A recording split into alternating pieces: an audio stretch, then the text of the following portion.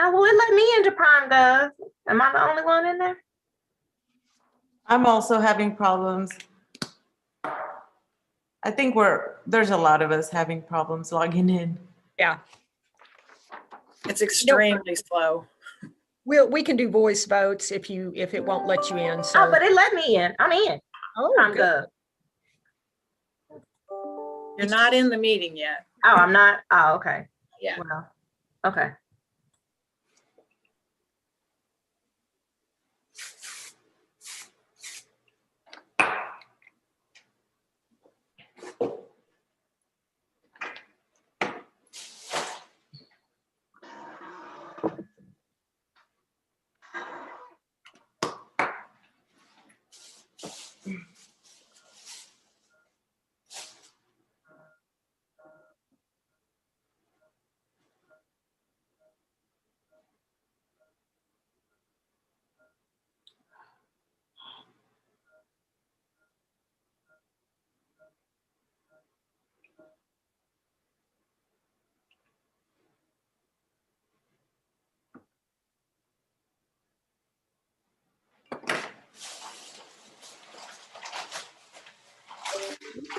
Get started.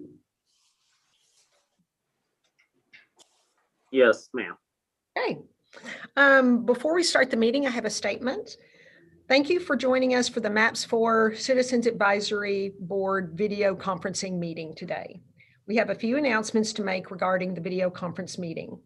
If the video conference is disconnected at any time during the meeting will be stopped and reconvened once the audio-video connection is restored. If communications are unable to be restored within 15 minutes, items remaining for consideration will be continued at 11:30 a.m. later this morning, April 1st, 2021, via video conference. The agenda and documents are located on okc.gov. To speak on a certain agenda item, please call or text your request in advance of the meeting to 405-205-4195. Include your name, the agenda item number, and the reason you would like to speak. Please submit your request prior to the beginning of the meeting, so now, to avoid receiving your request after the item has been considered. City staff will attempt to submit requests received during the meeting to process them to the meeting chair. To speak under comments by board, staff, and citizens, please call or text 405-205-4195. Please list your name, address, phone number, and the subject on which you would like to address the board. Okay. With that, we'll call the meeting to order. Thank you so much for being here with us today. So glad to see you. And hopefully your April 1st has not had too many hiccups yet. So the first item of business is to approve the minutes of the March 4th, 2021 MAPS 4 Citizens Advisory Board meeting. They were included in your packet. So hopefully you've had a chance to review. If I take a motion and second. Madam Chairperson, Teresa. Yes. This is Harry. Have two corrections to the minutes. Okay. Page 4, second paragraph under B. The first sentence, I think, should be for mental health and addiction with a C rather than addition. Okay. And the second one is on page 5. The first full paragraph, the last sentence, he explained the Senior Wellness Center is anticipated to be I think it should be in or near the insertion of the word or. Okay, That's fine. What the MAPS 3 subcommittee has come to call that area is the near northwest. That's why it's in there. That's kind of a colloquial term they're using for that area, but Oh, be in near northwest Oklahoma City? yes, sir. Okay. Grammatically, probably ought to be hyphenated then, Okay. near hyphen northwest, but fine. Thank you. I'm sorry, David. I was not aware of that. okay. All right. So with those corrections noted, do we have a second? We have a motion. Do we have a second? So moved. Second. Great. Please cast your votes. I think I might have dropped off again. Okay. This is Kevin. I'm not getting any voting buttons, but I'm an aye. Okay. I for Shay. Hey guys, if you'll hit your escape button, that might fix that problem. Still not happening. Okay. And I'm not seeing that anybody's been able to vote. Lisa, can you, or Mark, can you? Just need Ms. Hernandez. Yes. Aye. Okay. Okay. Lisa, can you see I voted, and it shows up that I voted, did it come through to you? Yes. Yes, you see that on the screen now? Okay. Okay. So the motion passed. Thank you. Okay, so the next item on our agenda, MAPS for revenue and expenditure report. David. Thank you, Madam Chair. You have in your packet the MAPS 4 revenue and expenditure report for the period ending February 28th, 2021. And briefly, I'll go over the revenue side for the month. There's $9,791,420. Previous collections of $76,217,851 and total revenue of $86,009,271. And then on the expenditures side for the month, $220,222. Previous expenditures is $220,222 and total of $440,444. And those expenditures are primarily with the ADG efforts that are ongoing with the implementation plan, some of what you will see today. Okay. I'll try to answer any questions if you have any. Any questions for David? Okay. Yeah, David, one question. Remind me, when did we start tax collections for MAPS 4? April of last year. Okay, so we're exactly, well, hitting the 1 year period, right? Yep. Okay. Other questions? Okay. We have a motion, a second. Okay. Please cast your votes to receive. Aye, this is Kevin. Okay. Shay, I. This is Brenda. Aye. Okay, the motion passed. Thank you, David. Okay, so item 4 is our presentation today. And with us today, we have AJ Griffith and Melanie Draper.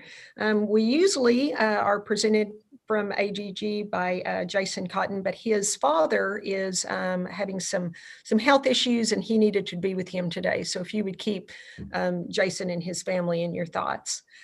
So with that, AJ and Melanie, I will hand it over to you. Thank you for being here. We appreciate you jumping in for Jason. Thank you, and we appreciate it. As Teresa said, Jason is having to deal with a time-critical surgery for a family member, and he regrets not being able to join us today. But we also think that gives you the opportunity to hear from a couple of the other members of the team. So we're hopeful that we get that opportunity, and just say that for me, it's a real privilege to be able to speak to you today. So I'm Director of Urban Planning for ADG. I'm also been a member of the MAPS 4 team. And then also we have Melanie Draper, who is our senior project manager for MAPS 4. So I'm going to go ahead and get us started, and then Melanie's going to back clean up here and pick up any of the pieces I may drop. So let me go ahead and share video or share screen here. 1 second.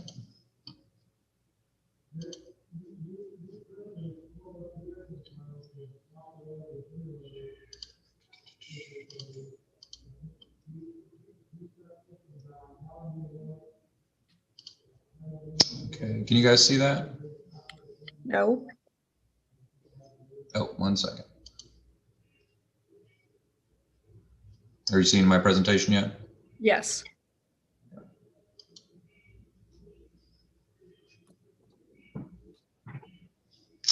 All right.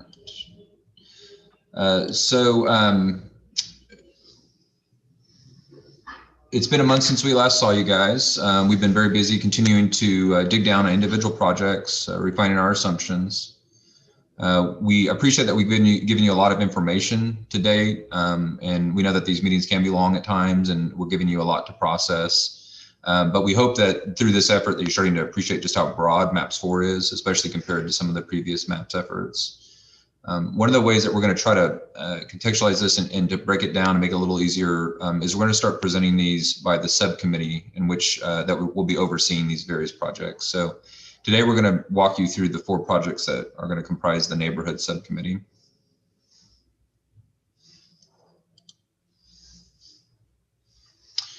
So the work to date, we have been working on this since November of 2020. So we've been developing the project budgets and schedules, as well as preparing the implementation plan. In January, we updated you on activities to date in some of the project advocate meetings and plan development. In February, we introduced you to the implementation plan content and process. And then last month, we started to give you some of the information we were hearing from the project advocate meetings and some of those key findings. So today we're going to, like I said, we're going to walk you through some of the preliminary framework for the neighborhoods subcommittee projects. So in the neighborhood subcommittee, there's going to be these 4 projects. There's parks for 140 million, youth centers 110, senior wellness for 30, and animal shelter for 38 million. The language here at the bottom, this isn't just ADG putting in flowery language about this. We wanted to go back to the resolution and to really pull out those goals that are discussed in the resolution to remind you that those are there and that they really were written with an aspirational content, that these are some of the things that we're hoping to achieve through these various projects. So throughout today's presentation, we're going to be doing that. We're going to be pulling language straight from the resolution. So for the parks projects, it is intended to transform our parks and other public spaces across Oklahoma City. And that 140 million further breaks down into these quote unquote buckets. So there's 63 million for neighborhood and community parks, and that's to upgrade every municipal neighborhood and community park outside the central business district. And it also stipulates that these improvements still will be based on need and feedback from neighborhood meetings. There's 16.5 million for the operating fund.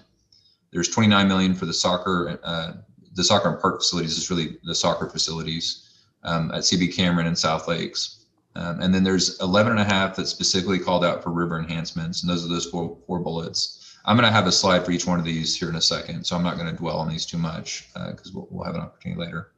One of the key things on this slide, though, I need to point out is that there is this 20 million that's for other specific projects. And so these were projects that were earmarked by callouts in the resolution. So either it's for activity specific things such as community gardens or basketball and pickleball courts, or specific parks were named like Booker T. Washington or Menace. So that's how this looks in terms of a pie chart for those 5 items. The biggest thing, of course, being the 63 million for neighborhood and community parks. So one of the things I'll say again is these are some items like these pie charts. These are things that are going to show up later in the implementation plan. So in ways you're already starting to see parts and some of the graphics and visuals that we're going to be using in the implementation plan. So the goal is that by the time we actually get to the time to show you the full plan, that you're going to already have seen it in so many different bits and pieces. So let's dive down into each one of those individual projects of the larger parks project. We thought that, so the first one I'm going to talk about is the neighborhood and community parks. We thought that Embark a few months ago when they presented to you did an excellent job of really driving home that they have been working on these items for several years. So either through master planning or in the best examples where they've gotten money for implementation to start doing some of those things in the master plans that they've done. The same can be said for parks. So we do have a parks master plan that was completed in 2013. It's 2013 or 2014, but it was recently updated in 2021 and received its full approval in January. So that plan identifies different types of parks within our park system. And so we have neighborhood and community parks are two of those types of parks. And so it then goes further to talk about what would be a prototypical neighborhood park and what would be a prototypical community park. And that table that you're seeing over there on the far right, that is where they actually have gone through in that plan and identified the sorts of activities that would or would not be appropriate in the various levels of parks that we're talking about. So the left column being the neighborhood parks and the right column being the community parks. When we have been talking to parks, the thing we need to make sure people understand is that's 107 parks that are outside the central business district. So that's going to be a lot of conversations that need to be had. And again, the resolution specifically says that we need to be having community and neighborhood meetings as input to the decisions that get made on those. We are anticipating that work will get split up into $5 to $7 million work packages, and that we will try to group that, organize it geographically, so that maybe some parks in the same part of the city are getting work on at the same time. Give me 1 second to just make sure. One of the other things I wanted to point out in terms of the fact that we're already kind of dropping in the middle of a larger planning effort is that some of these parks have been have received recent upgrades through GeoBond. So like the 2017 GeoBond has touched some of our parks, and there's some additional projects that will be coming. So when you start to look at the 107 parks that we need to be discussing, there are some that have not had any improvements in 20 years. And so when it comes time to start to decide how this money is going to get divided across 107, those are some of the things that stakeholders have asked us that we're considering is which parks have received more recent funding versus those that have not. So the next thing is that we want to discuss out of the Parks project is the operating fund. And there's a couple of opening caveats I guess I'm going to put on this slide. The first is that we're going to use the term operating fund and then also capital improvement funds that get mentioned specifically in the resolution again. But at times we're going to just call those generally both investment funds. So we're going to switch back and forth between those. I'll try to be careful about that, switching back and forth, but just know that if it's operating fund or capital improvement fund, that they're ultimately investment funds, and that's how they'll be referred to in the implementation plan. So the other thing we want to make clear is that the MAPS office and its staff are primarily focused on the initial capital outlay of these projects. So the initial construction, making sure that they're built on time and on budget. They have been less involved in the operations. And one of the things that is going to be a new wrinkle to MAPS 4 is these investment funds. And one of the bits of good news that we have recently is March 16th, City Council approved this new Oklahoma City MAPS Investment and Operating Trust. I haven't heard how they're going to say this acronym, OCMIOT, but that will be the trust, the quote unquote trust, that will be receiving those operating funds at the time that this board makes that decision to move them over. We do believe there's financial benefit in moving those over early because then they can start to decide on how to invest that. Their role as the trust will be the development of a spending policy in consultation with City Council, as well as the distribution of those fund proceeds. And they'll also be charged with how to invest that money. Of course. So if we can get that money over there quickly in the overall project, then that's generating additional interest And then that there will be that much more money there when the operators and these facilities start to need some of that money. This is still very early in terms of how your body will interact with that body, but we believe that once that money goes over, the ball is really going to be in their court on those operation discussions. There may be situations, we think, where maybe they will refer something back to you or ask for your advice, but that's what the sort of assumptions that we're making at the moment on this.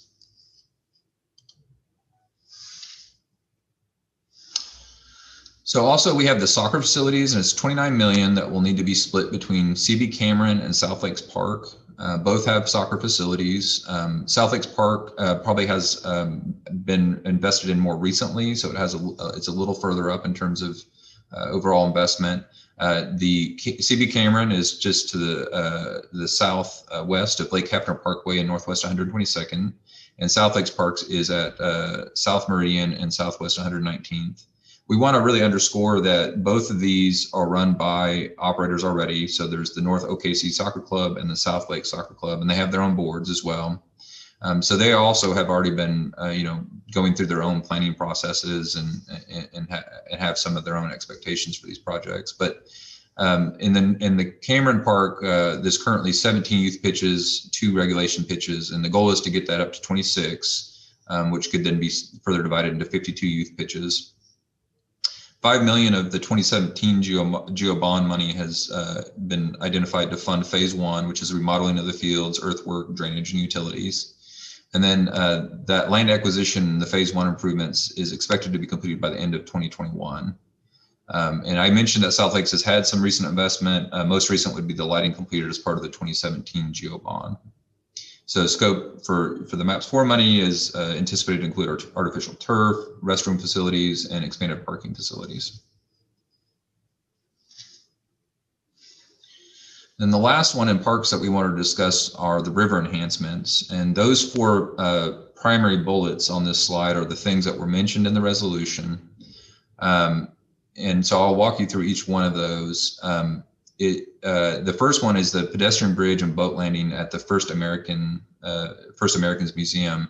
We have had some really productive conversations with representatives from FAM, as well as the Riverfront Redevelopment Authority and Embark. And we were another bit of good news that we've heard is that Embark had put in for a $6 million grant from the FTA, the Federal Transit Administration, that required a 20% match, which they were able to raise through the city and the adjoining property owners. And they were lucky to find out that they got $5 million of that initial $6 million request. So we do believe that will fund the boat landing, which is shown over there on the right with the green dot. That's the approximate location. This is all still kind of being worked out within the larger master plan. And we also still don't know for sure how they're going to try to winnow down the original $6 million budget to the $5 million that they received, but that's additional details that are going to get worked through. The next item is the low water dam east of Eastern Avenue. And one of the things we really want to make sure we're communicating on this item is that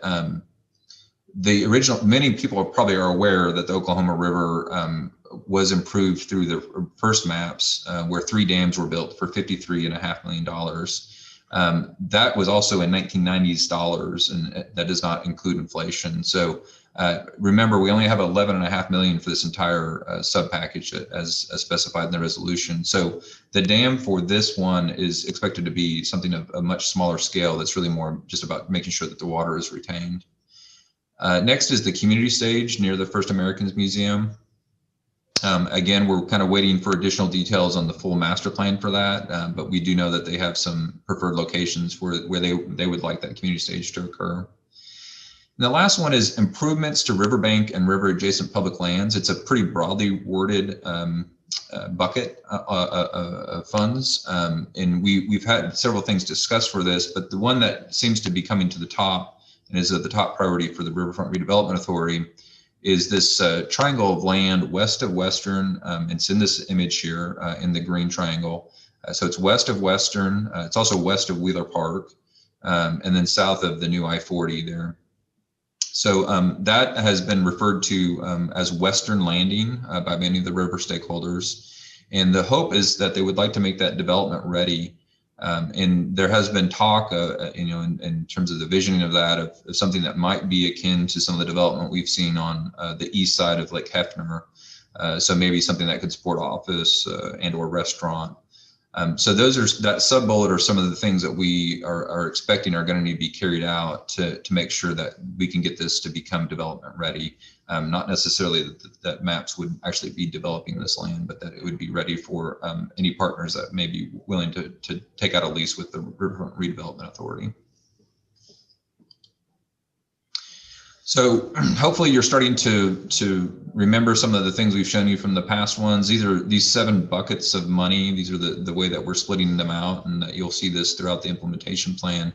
So we have the investment funds, site selection, acquisition, design, testing, and administration, public art, which is the 1%, project contingency, FF&E, and then construction. So we're going to show these on each of these projects, and we're doing that to get some reputation, and so that you can have some ability to kind of compare them across.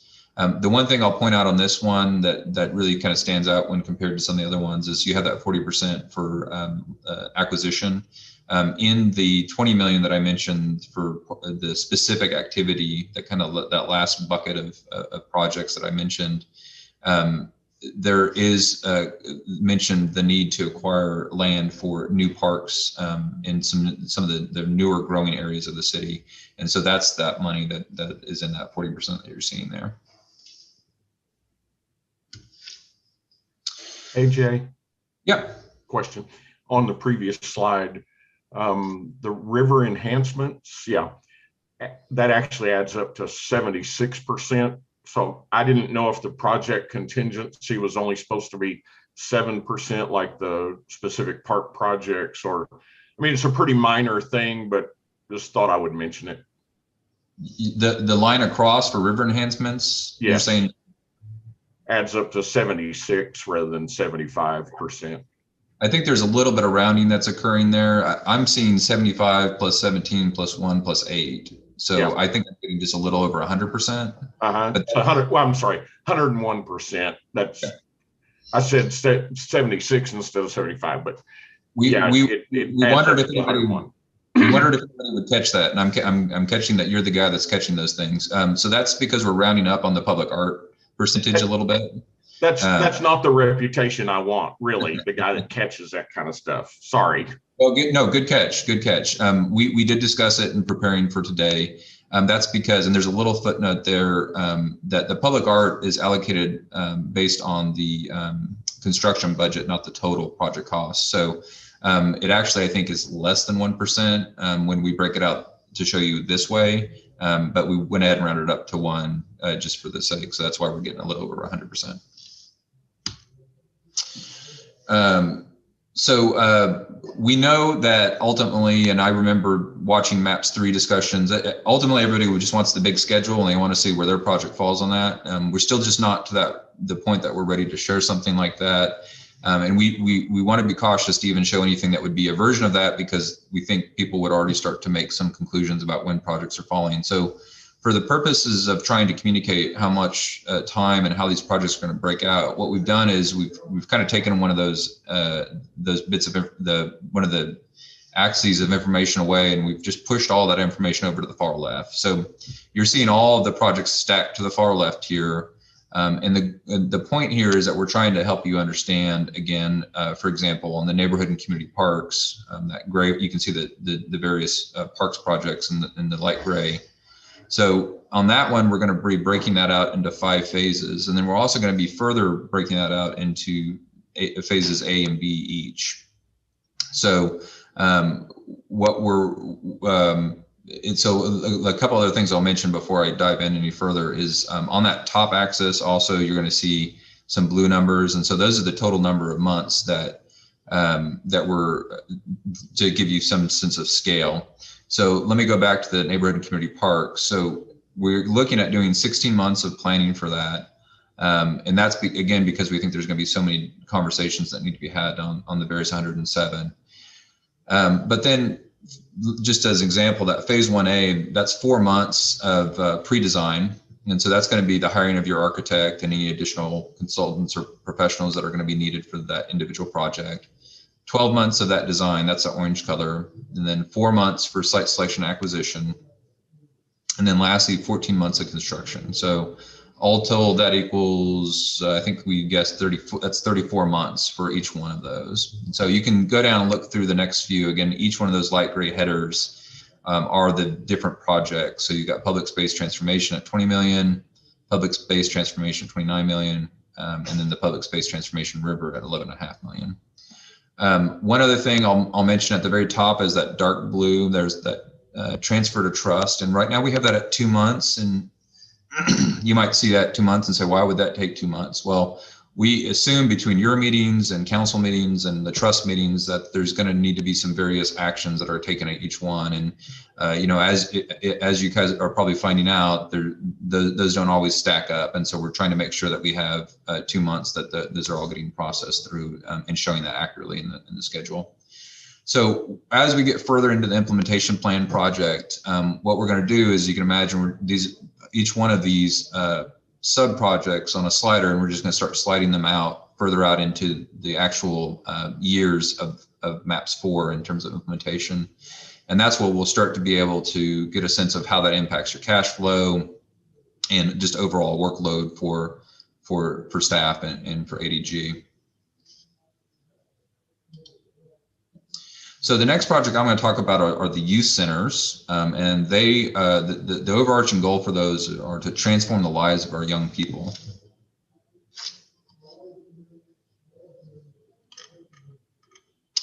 So this is, again, a graphical representation of how that budget breaks down. There's 63.6% though is going to construction, with an additional 30 million for the operating fund and 10 million for the capital improvement fund. And those are intended to provide for the funding to ongoing capital improvements to those centers, as well as for the ongoing operations of those centers. But that gives you a sense of how much is going towards the centers themselves versus the funds. In terms of the actual project details on this, I think it's important to point out there's lots of different partners that have been at the table in the discussion of the needs for these. Many of those were part of the initial group that put out that OKC placed document in the summer of 2018. But one of the things that we really want to make sure that we're driving home is that objective I read on that first slide about what do we feel like is going to be the best way to serve our youth.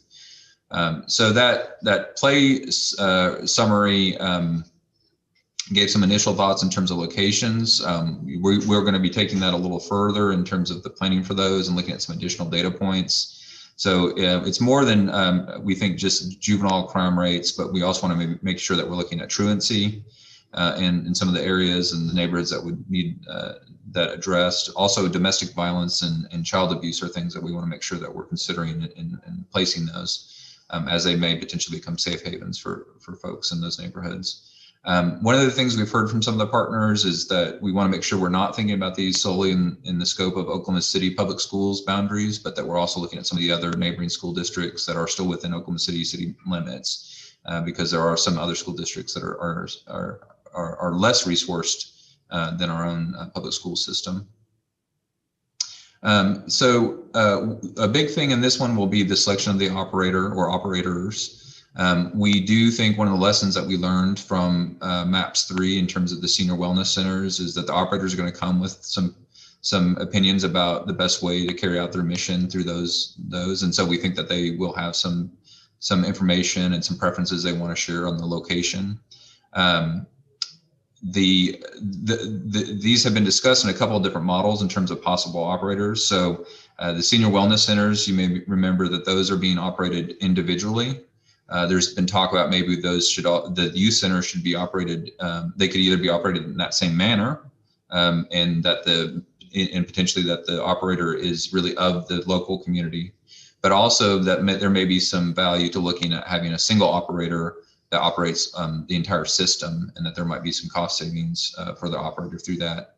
And then lastly, there's also been the discussion of not just a sole primary operator, but that there are also partner agencies that are coming in as kind of a consortium to provide services. And we've heard that, you know, there's going to be some desire to try to tailor these to whatever degree is possible through the programming effort. So that may bring in different agencies depending on how far we're able to go on that. So because there's still a lot to be worked out through these conversations, we are also still, we're going to be recommending an initial planning phase in this schedule as well. One thing I want to make sure I point out is that the resolution does specifically encourage partnerships. And so that is something that we have taken as a charge from City Council, that we need to continue to research that and have those conversations.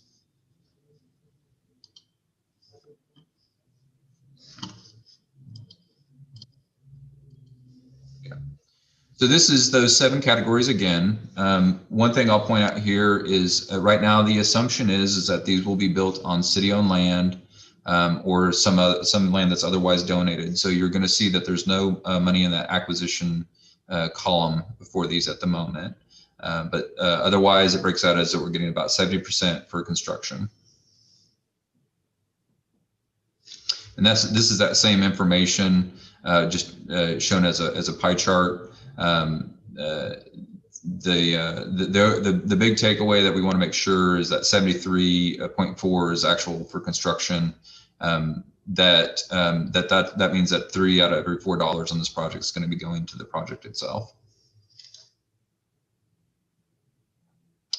And again, these are the expected project durations for the youth centers. We are looking at breaking those out into 4 phases.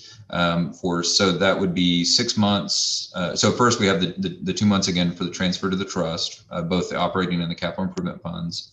But then that breaks out as 6 months for the site selection acquisition, 4 months for the pre-design, 15 months for design, and 20 months for construction. So we're looking at about 45 months per youth center. And again, we have them all stacked right now, but we would expect that as we get further down in the implementation plan, that we're going to start pushing these out further out, so you can start, they'll start to be staggered throughout the entire implementation of MAPS 4.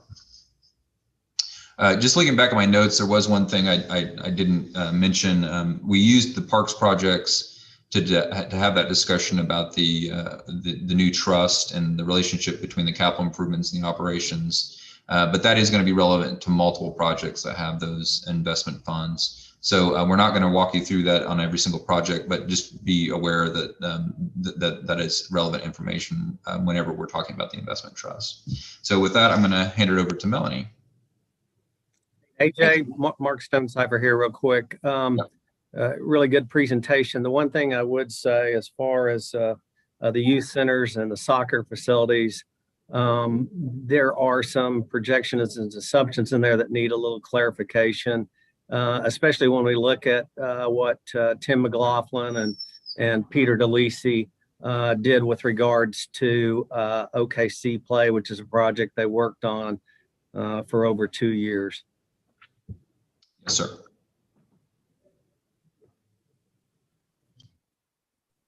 Okay. Sorry. Thank you, Mark.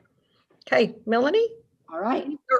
Before I move on, does anybody else have any questions or comments about the first half of the presentation for AJ? Teresa, just a quick question for AJ. If in all of these buckets we're moving money to the trust in a couple of months, in the unlikely event that the revenue flow didn't permit us to pay for things as the projects move along in terms of their planning, is there any way to move money back out of the trust to fund those and then replace that later? Or is that money, once it's in the trust, it's there for good? Mr. Nealon, that's a kind of a question that we've had interior. And I don't know the answer to that. I mean, conceptually, you would think that we could. However, I think once the trust gets that, they're very interested in investing it and getting the interest, because that's where the funds are coming from to pay for these. So I'll try to find out more about that and give you an answer at a later meeting, but it would just be speculation right now. But I think, Bob, that could be laid out in the spending policy and in the trust document. And so I think that's something that the trust needs to think through, and with advice and counsel from this body, council, and staff. Sure, I just wasn't sure how well defined that was at this point, or if it had even been given any thought. Obviously it has, so. Right, it hasn't even been started. So this is the right time to bring that point up. That's a good point. Okay, thank you. Okay, any other questions for AJ? Great. Okay, Melanie, it's all yours. Okay, very good. So the next project in the neighborhood subcommittee would be the senior wellness centers. And that overarching goal in the resolution language is to continue the transformational effect that the senior wellness centers have had in the lives of our city's seniors. Next slide, please. So the way that this project is budgeted, it's a $30 million budget, and it's divided in half between an operating fund and a project fund.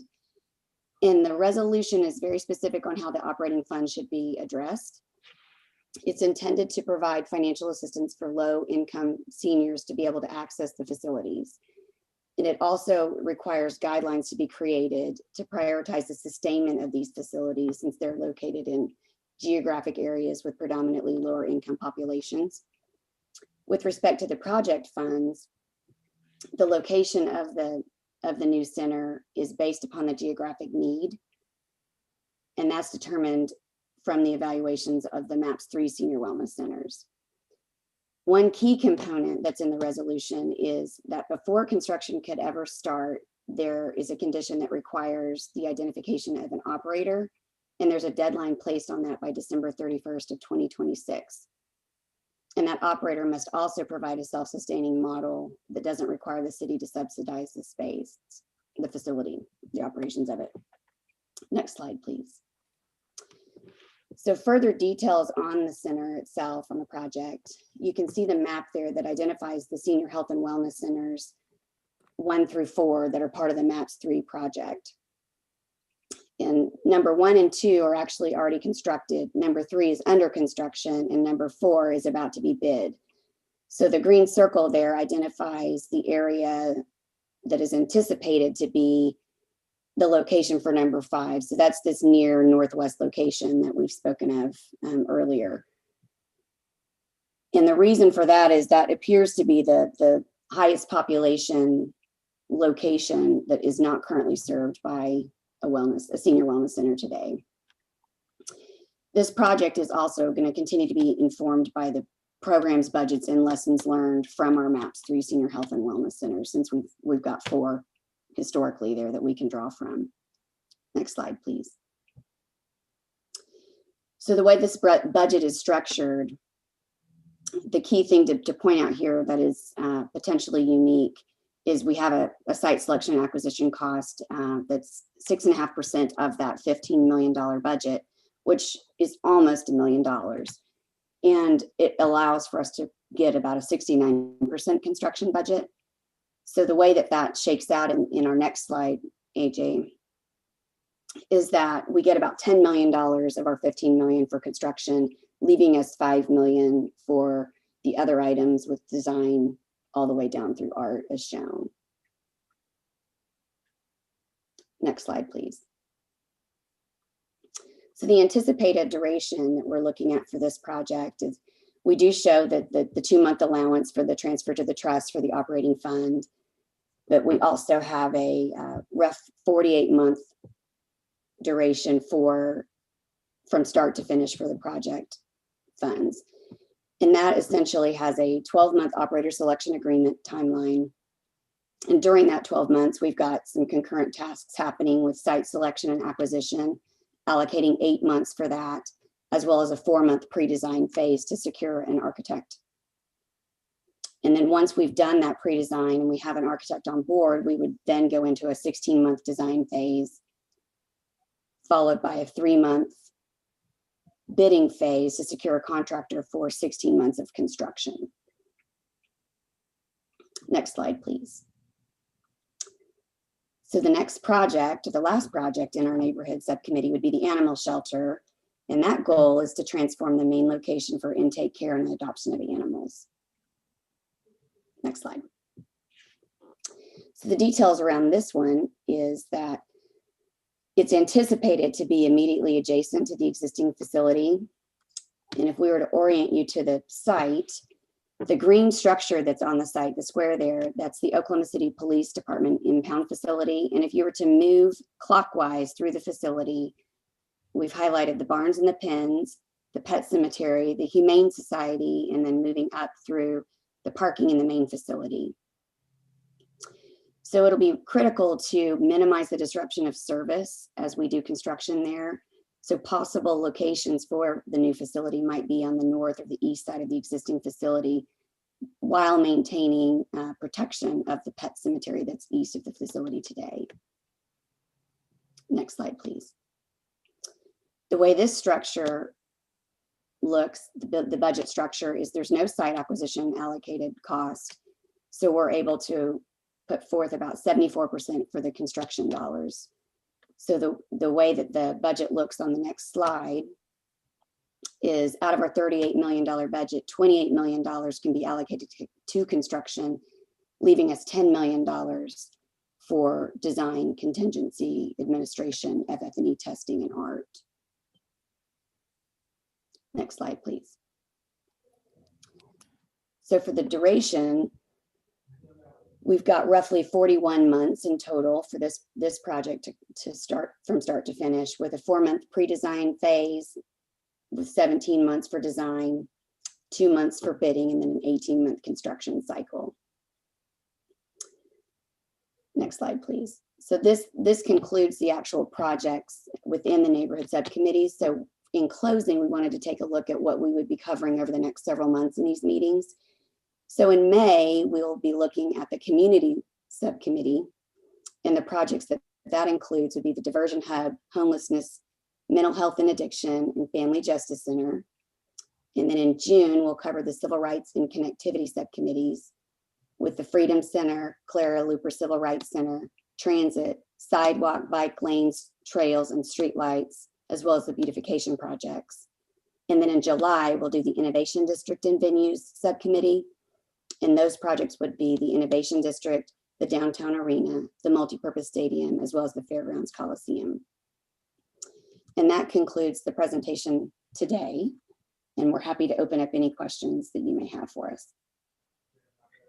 And I'd like to just interject and say that what we're trying to do, and AJ said this at the beginning, is there's so many pieces to each of these projects, but just a mass number of pieces for the entire MAPS 4 grouping of projects, that we wanted to try to break this up, as opposed to just presenting the implementation plan with 1,000 little pieces and maybe not having enough context to fully understand or fully be able to assess that plan. We wanted to break this up into smaller pieces so that when that implementation plan is ultimately presented, that you've got some history, you understand more of the background of why the recommendation may be what it is. So, so please ask questions and dig into these presentations, because they're ultimately what's going to be the backbone of the implementation plan. Okay, So, Teresa. yes. First, I want to say how much I appreciate ADG. Every time we have a presentation, I think, oh man, am I ever happy we've got them on our side to help make sense of all this and put it into place. But so they have referred to the subcommittees. Will these be the Citizens Advisory Board subcommittees also, or are they talking about something in-house? No, that's exactly, it's the Citizens Advisory Board subcommittees. Okay. Yeah, that's exactly what they're referring to. Okay. Other questions? Yes, The question I'd have, David, what's the timing on subcommittees? The mayor's still looking at that. Has he set any timeframes on when he's going to make his selections?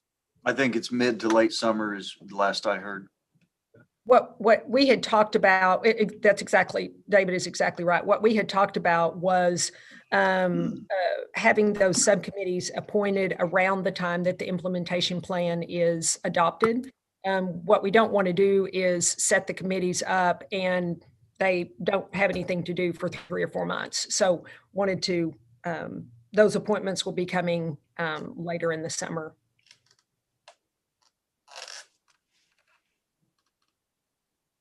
Other questions? Comments? Okay. Melanie and AJ, thank you so much. We appreciate, we know you're doing so much detail work and putting all of this information in a way that is digestible for this group is very, very much appreciated. So thank you so much. Thank you all for your time. Thank you. And please give Jason our best wishes. We will. Thank you. Well, thank you. Okay. So the next item on our agenda is 5 discussion items. I don't believe that we have any. Todd, David, do we have any? No, ma'am, we do not. Okay. So we'll move on to comments by board, staff, and citizens. Do we have any citizens signed up to comment? No, we do not. Yeah. Okay. Any comments by the board? Hey, Teresa, I was just curious. I got a very nice letter from Palomar this week, obviously encouraging us to consider their immediate needs and move them to the head of the line. I don't know if everybody on the board got that. I assume they did, and probably ADG and several others as well. But it was a nice letter, but interesting that they're pushing that. Right. Yes, they are. But it was a nice letter. You're right. Okay. Other comments? I would just like to say, Madam Chair, I appreciate everybody on the board here. You're being a volunteer on this and wading through all this.